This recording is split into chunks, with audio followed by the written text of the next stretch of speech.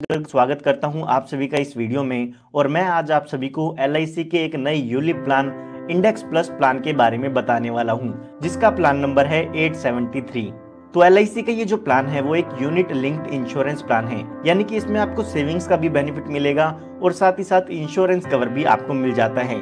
अगर आप इस प्लान को बाय करना चाहते हैं तो 6 फरवरी 2024 के बाद आप इसे LIC से बाय कर सकते हैं। यहाँ पर जो भी यूलिप प्लान्स होते हैं उसमें जो भी आपका पैसा है वो शेयर मार्केट में इन्वेस्ट किया जाता है और शेयर मार्केट से जो भी रिटर्न आती है वो अमाउंट आपको दे दिया जाता है। तो यहाँ पर अगर आप भी शेयर मार्केट में इन्वेस्टमेंट करना चाहते हैं और साथ ही साथ इंश्योरेंस कवर का भी बेनिफिट चाहते हैं तो आप इस प्लान को बाय कर सकते हैं। आइए जानते हैं कि इस प्लान में आपको क्या क्या बेनिफिट मिल जाते हैं। तो सबसे अच्छा बेनिफिट इस प्लान का यही है कि इस प्लान में जो भी आपका पैसा है वो केवल और केवल इक्विटी फंड में इन्वेस्ट किया जाता है। इस प्लान की दूसरी खास बात यह है कि इसमें आपको गारंटीड एडिशन भी मिलता है, यानी कि जो भी आपकी फंड वैल्यू होगी उसमें कुछ गारंटीड अमाउंट ऐड किया जाएगा, जिससे आपके जो फंड की वैल्यू है वो यहाँ पर इंक्रीज होती है।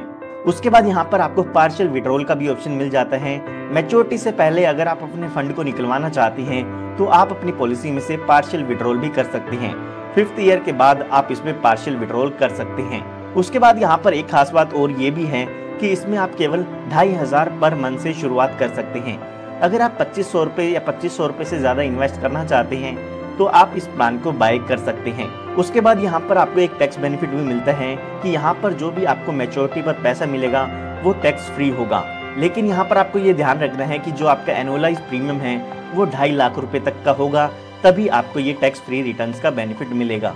तो आइए यहाँ पर अब जान लेते हैं कि इस प्लान की आपको क्या क्या कंडीशंस देखने को मिल जाती हैं। तो यहाँ पर सबसे पहले आपको ये डिसाइड करना होगा कि आप कम इंश्योरेंस कवर चाहते हैं या ज्यादा इंश्योरेंस कवर चाहते हैं। यहाँ पर आपको 2 ऑप्शन मिल जाती हैं। पहला ऑप्शन है 7 टाइम्स ऑफ एनुअलाइज प्रीमियम का और जो दूसरा ऑप्शन है वो है 10 टाइम्स ऑफ एनुअलाइज प्रीमियम का। इन दोनों ही ऑप्शन में से जो भी आप ऑप्शन चूज करते हैं उसी के अकॉर्डिंग आपका बेसिक सम एश्योर्ड यहाँ पर कैलकुलेट किया जाता है। अभी के लिए हम मान लेते हैं कि आप 1 लाख रुपए का सालाना प्रीमियम पे करना चाहते हैं और यहाँ से आप ज्यादा इंश्योरेंस कवर वाला ऑप्शन चूज कर लेते हैं जो कि है 10 टाइम्स ऑफ एनुअलाइज प्रीमियम।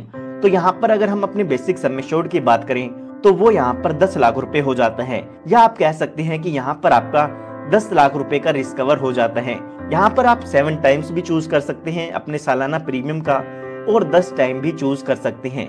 तो दोनों ही ऑप्शन में से आपको कोई एक ऑप्शन यहाँ पर चूज करना होगा। अब यहाँ पे आपने कितना रिस्क कवर चूज किया है, 7 टाइम्स या 10 टाइम्स, उसी को ध्यान में रखते हुए मिनिमम एज और मैक्सिमम एज यहाँ पर बताई गई है। अगर हम यहाँ पर एंट्री एज की बात करें तो 90 दिन से लेके 50 साल की एंट्री एज दी गई है।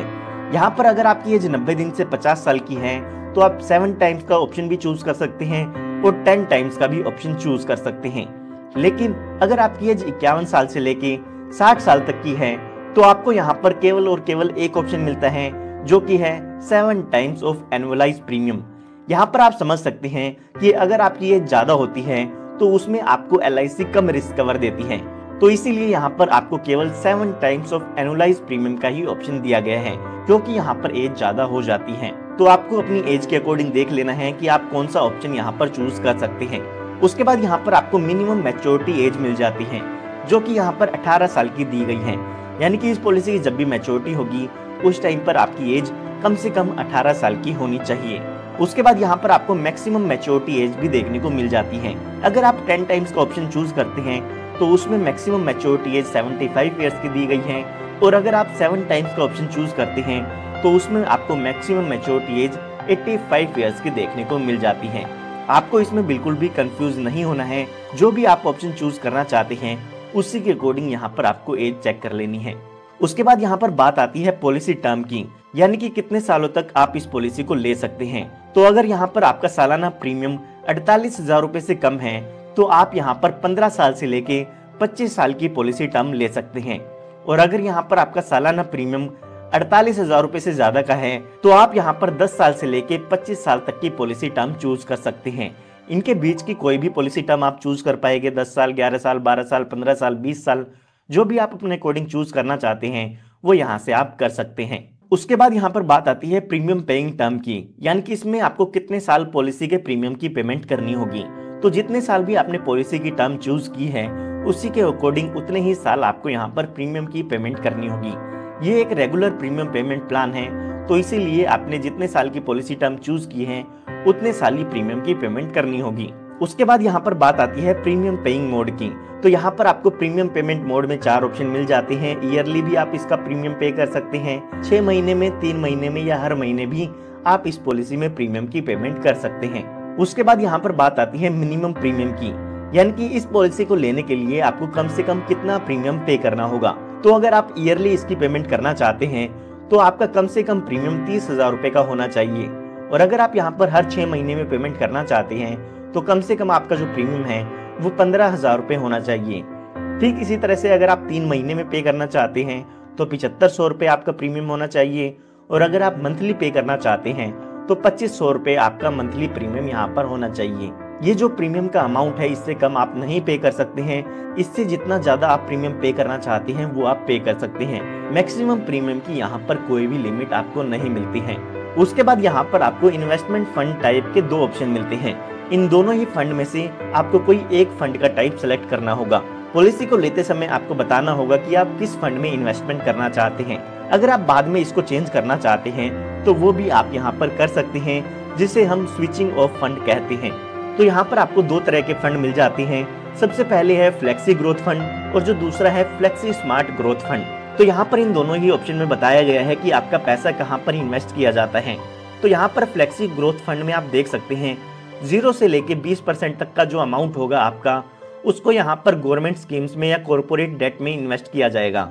उसके बाद 0 से लेके 40% तक का जो आपका अमाउंट है वो यहाँ पर short term money market instruments में इन्वेस्ट किया जाएगा, और उसके बाद यहाँ पर जो आपका पैसा है उसका 40 से लेके 100% तक का अमाउंट लिस्टेड इक्विटी शेयर्स में इन्वेस्ट किया जाएगा। यानी कि हम कह सकते हैं शेयर मार्केट में इन्वेस्ट किया जाएगा। ये जो शेयर मार्केट में आपका अमाउंट इन्वेस्ट किया जाता है वो रिस्की होता है, और अगर हम बात करें गवर्नमेंट बॉन्ड्स की तो इसमें आपका जो पैसा है वो गवर्नमेंट को दिया जाता है, तो यहाँ पर आपका रिस्क काफी कम होता है। उसके बाद यहाँ पर जो मनी मार्केट इंस्ट्रूमेंट है उनमें भी आपका यहाँ पर मिनिमम रिस्क होता है। तो यहाँ पर जो आपका फंड है उसको 3 जगह में इन्वेस्ट कर दिया जाता है, और उससे जो भी रिटर्न आती है वो यहाँ पर आपको मिल जाती है। तो यहाँ पर आप इनका ऑब्जेक्टिव भी देख सकते हैं। जो भी नेशनल स्टॉक एक्सचेंज निफ्टी 100 का इंडेक्स है उसमें 100 कंपनी होती है, उनमें से यहाँ पर कुछ सिलेक्टेड स्टॉक को खरीदा जाएगा और वहां से जो आपको बेनिफिट मिलेगा वो आपको यहाँ पर दे दिया जाएगा। ठीक इसी तरह से फ्लेक्सी स्मार्ट ग्रोथ फंड है, लेकिन यहाँ पर एक चेंज किया गया है कि इसमें जो आपकी इन्वेस्टमेंट होती है वो NSE के निफ्टी 50 इंडेक्स में होती है, जिसमें टॉप 50 कंपनी शामिल होती हैं। तो यहाँ पर आपको ये देखना है कि आप निफ्टी 50 इंडेक्स की कंपनीज में अपने पैसे को इन्वेस्टमेंट करवाना चाहते हैं या फिर निफ्टी 100 के इंडेक्स में अपने पैसे को इन्वेस्ट कराना चाहते हैं। निफ्टी 100 इंडेक्स में यहाँ पर 100 कंपनी होती है और निफ्टी 50 इंडेक्स में 50 कंपनी होती है। तो यहाँ पर इन दोनों ही इन्वेस्टमेंट ऑप्शन में से कोई आप एक ऑप्शन चूज कर सकते हैं। निफ्टी 50 इंडेक्स या निफ्टी 100 इंडेक्स के बारे में आप गूगल से और भी इंफॉर्मेशन ले सकते हैं। आइए अब एक एग्जांपल की मदद से समझते हैं कि ये पूरा प्लान कैसे काम करता है। तो एग्जांपल समझने के लिए हम मान लेते हैं जो आपकी एज है वो 34 ईयर्स की है, और यहाँ पर आप जो पॉलिसी टर्म लेना चाहते हैं वो 21 साल की पॉलिसी टर्म लेना चाहते हैं। अगर यहाँ पर हम प्रीमियम पेइंग टर्म की बात करें तो वो भी हमारा यहाँ पर 21 साल का हो जाता है। उसके बाद हम यहाँ पर बात करें प्रीमियम की, तो हम मान लेते हैं कि 1 लाख रुपए का सालाना प्रीमियम हम इसमें पे करना चाहते हैं, और उसके बाद हमें जो भी हमारा बेसिक सम एश्योर्ड का ऑप्शन था वो चूज करना होगा, जो कि हमारे पास 2 ऑप्शन थे, 7 टाइम्स और 10 टाइम्स। तो उसमें से हम मान लेते हैं कि हम 10 टाइम्स ऑफ एनुअलाइज प्रीमियम का ऑप्शन यहाँ पर चूज करना चाहते हैं। उसके बाद हमें यहाँ पर अपना इन्वेस्टमेंट फंड टाइप भी बताना होगा कि हम दोनों ही फंड में से किस फंड में अपने पैसे को इन्वेस्ट करवाना चाहते हैं। तो अभी के लिए हम मान लेते हैं कि हम अपने पैसे को फ्लेक्सी स्मार्ट ग्रोथ फंड में इन्वेस्ट करवाना चाहते हैं। तो यहाँ पर जब भी आप अपनी पॉलिसी लेंगे उस टाइम पर आपको 1 लाख रुपए का ईयरली प्रीमियम पे करना होगा। यहाँ पर 1 लाख रुपए का प्रीमियम हमने चूज किया था, इसीलिए हमें आने वाले 21 सालों तक इस पॉलिसी के प्रीमियम की पेमेंट करनी होगी, जो कि सालाना 1 लाख रुपए का हो जाता है।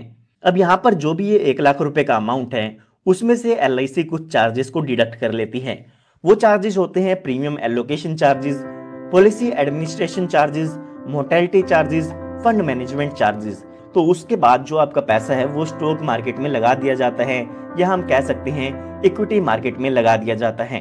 तो यहाँ पर जब हमारी पॉलिसी के 21 साल पूरे हो जाती हैं तो यहाँ पर इस पॉलिसी की मैच्योरिटी हो जाती है और मैच्योरिटी के टाइम पर आपके फंड वैल्यू के साथ साथ आपको अपने मोर्टेलिटी चार्जेस भी रिफंड में मिल जाते हैं। तो यहाँ पर अगर आप अपने सारे प्रीमियम की पेमेंट कर देते हैं तो आपके जो मोर्टेलिटी चार्जेस LIC ने डिडक्ट किए थे वो चार्जेस LIC आपको रिफंड कर देती है।